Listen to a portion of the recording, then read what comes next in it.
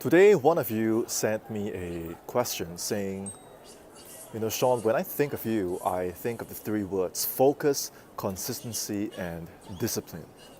Now, how did you get all of this? And my response is, I wasn't born with it.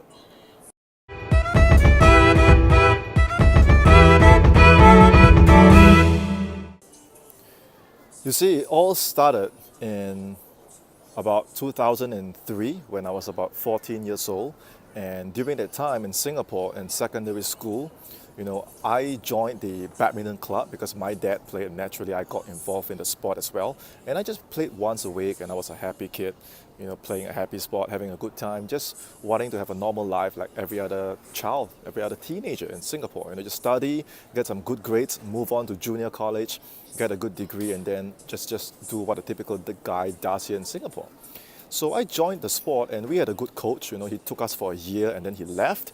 And then a new coach came and took over. And this coach, he was different. One day when I followed the team to join a competition, and so the team traveled together and he saw us right there and he immediately said, this new coach, he said, one of you shouldn't be here. And my teammates looked around thinking who it was, and guess who? He was referring to me. And I was like, why? Like, I've been with the team for a year, I show up, I train, I'm a good player, I have a good attitude, so why me? And then he continued, like, one of you shouldn't be here. I was like, wow, it was a mysterious announcement, and it turned out to be me.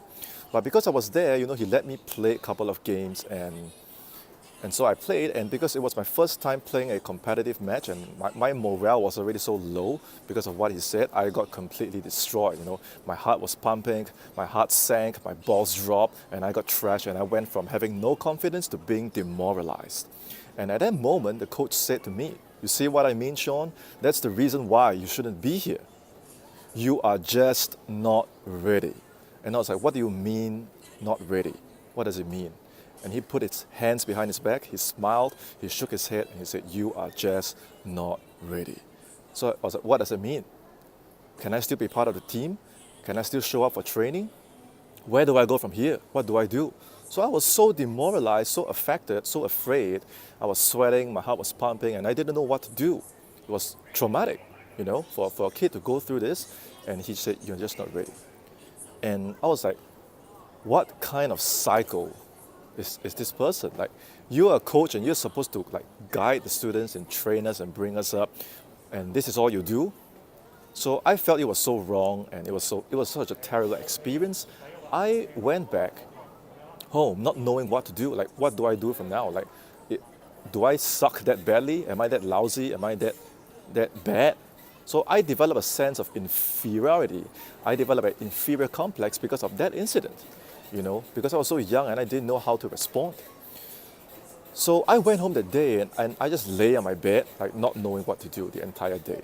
And as I lay in bed, I was sad. But it wasn't like the crying kind of sad.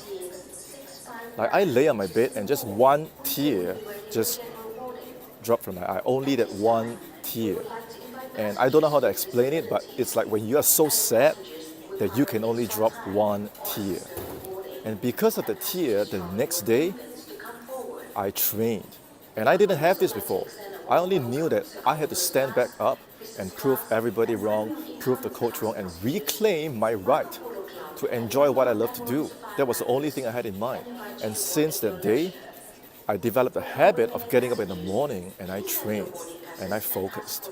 So it was because of that emotional incident that led me to where I am today. A lot of years have passed since then, and a lot of things that I went. It all started from that very day. It all started with a single tear. With that tear, I found a new me.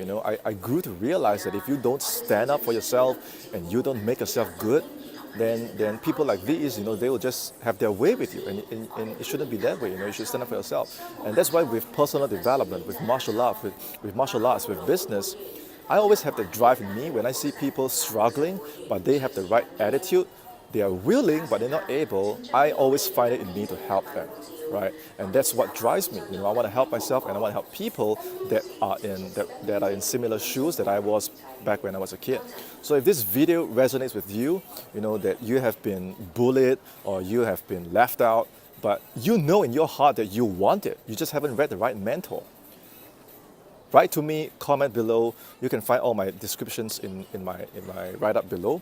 Send me a message. Tell me who you are, where you're from, and how can I help you, right? So I'm in Hong Kong right now because I am actually returning to Singapore from my trip in Canada, and my flight got cancelled. So right now I'm stuck in Hong Kong, but I have to board the plane now.